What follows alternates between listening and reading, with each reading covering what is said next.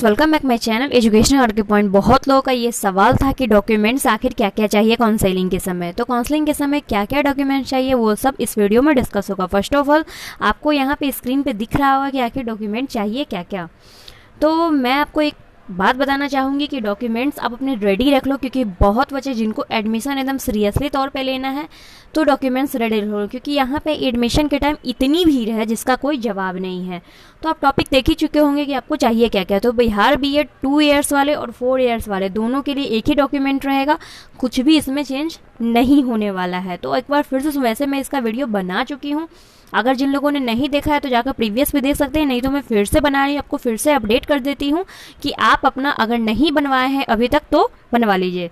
तो चलिए आइए स्टार्ट करते हैं। फर्स्ट ऑफ ऑल अगर आप हमारे चैनल पर नए हैं तो प्लीज़ हमारे चैनल को सब्सक्राइब कर दीजिए और घंटी वाले छोटे से बेल आइकन पर क्लिक कर दीजिए। अगर आप पुराने हैं तो एक लाइक तो मेरे लिए बनता है। डॉक्यूमेंट चाहिए क्या क्या, तो इनकम सर्टिफिकेट आपके पास अवश्य होना चाहिए। आप एक बात जान लीजिए, कभी कभी इनकम सर्टिफिकेट 1 साल का ही वैलिड होता है या 6 मंथ का होता है। तो आप जो बनवाओ, एक साल का बनता है, एक 6 मंथ का बनता है। अगर आप ब्लॉक से बनाते हो उस पर साइन रहता है ब्लॉक ऑफिसर का, तो वो वैलिड रहता है। फिर निवास सर्टिफिकेट को लिविंग सर्टिफिकेट भी कहते हैं इंग्लिश में। फिर है कास्ट सर्टिफिकेट अगर जनरल वालों के पास नहीं है तो कोई दिक्कत नहीं है, लेकिन जनरल वाले अगर ईडब्ल्यूएस में फॉर्म भरे हैं तो फिर उनके पास भी ईडब्ल्यूएस का सर्टिफिकेट होना चाहिए।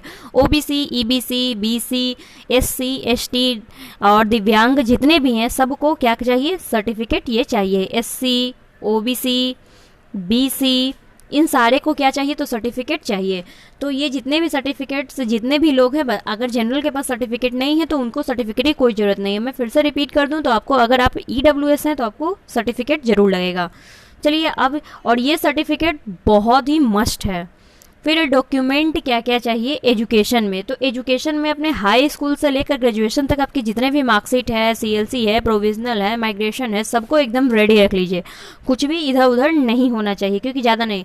और अगर आप लोग सोच रहे हैं कि आपसे सीएलसी नहीं मांगेगा तो वो बिल्कुल मांगेगा, क्योंकि जब भी आप किसी अनदर कॉलेज में एडमिशन लेते हो तो आपको सीएलसी की आवश्यकता जरूर होती है। हाँ, वो सीएलसी का कुछ दिन का समय देता है, बट उतना भी समय नहीं देता है। तो आपको चाहिए, देखिए इंटर वाले यानी कि बिहार बीएड 4 ईयर्स वालों के लिए मैं पहले बता दूं तो आपको हाई स्कूल सर्टिफिकेट चाहिए, यानी कि 10th में जो आप पढ़े होंगे मार्कशीट होगा आपके पास, उनका चाहिए। फिर इंटर मैट्रिक का चाहिए और इंटर का चाहिए, इंटर तक का, बस इतना ही आपको चाहिए। और जो लोग यानी कि जो लोग बीएड 2 ईयर्स वाले हैं उनके लिए ग्रेजुएशन का मार्कशीट, ग्रेजुएशन का जो इतना प्रोविजनल है, माइग्रेशन है, ETC एटोल, अगर आपने एमए किया है तो उसका भी आप लगा सकते हैं। तो आप जितना का लगाना चाहते हैं वो लगा सकते हैं। तो यही चीज़ है। और भी मैं आपको और भी कुछ बता दूं, इसके अलावा आपको लगेगा बहुत लोगों में टीसी होता है, बहुत लोग इसको सीएलसी बोलते हैं। तो ये दोनों सर्टिफिकेट भी, ट्रांसफर सर्टिफिकेट और सीएलसी दोनों लग सकता है आपको। चलिए तो अब स्टार्ट करते हैं। यहाँ पे फिर आपको क्या चाहिए होता है, यहाँ पे देख लीजिए। और इसके बाद आपको चाहिए रिजल्ट का, जो है आपके पास मार्कशीट होगा, रिजल्ट का जो आपने किया होगा उसका मार्कशीट चाहिए रिजल्ट का। अगर आपके पास रिजल्ट का नहीं है तो आप काउंसलिंग के समय जो आपको हो रहा था वहाँ पे काउंसलिंग के समय जो आपके पास मार्क्स जो आपको आया होगा, कितने आपके मार्क्स है, तो उस मार्क्स से भी काम चला सकते हैं। But I am not sure कि वो वर्क करेगा कि नहीं। देख लीजिए कहीं ओपन हो जाए लिंक, तो अब जैसे कैसे फॉरगेट पासवर्ड का लिंक उन्होंने 2 दिन बाद ओपन कर दिया था, उसी तरीके से कहीं इसका भी हो जाए तो मे भी आप लोग डाउनलोड कर सकते हैं। वैसे मैं आप लोग को बोली थी कि आप लोग जैसे जैसे काम करो वैसे वैसे प्रिंट आउट लेते जाओ। फिर उसके बाद आपको क्या चाहिए तो मैं आपको बता दूं, तो उसके बाद चाहिए आपको कॉलेज अलॉटमेंट लेटर। कॉलेज का जो अलॉटमेंट लेटर मिलेगा आपके पास कॉलेज का, तो ये अलॉटमेंट लेटर चाहिए। ओके, कॉलेज अलॉटमेंट लेटर चाहिए। फिर आईडी प्रूफ में आपको क्या चाहिए, आपके पास पैन कार्ड होगा या आधार कार्ड होगा, कुछ भी चाहिए होगा तो आधार कार्ड।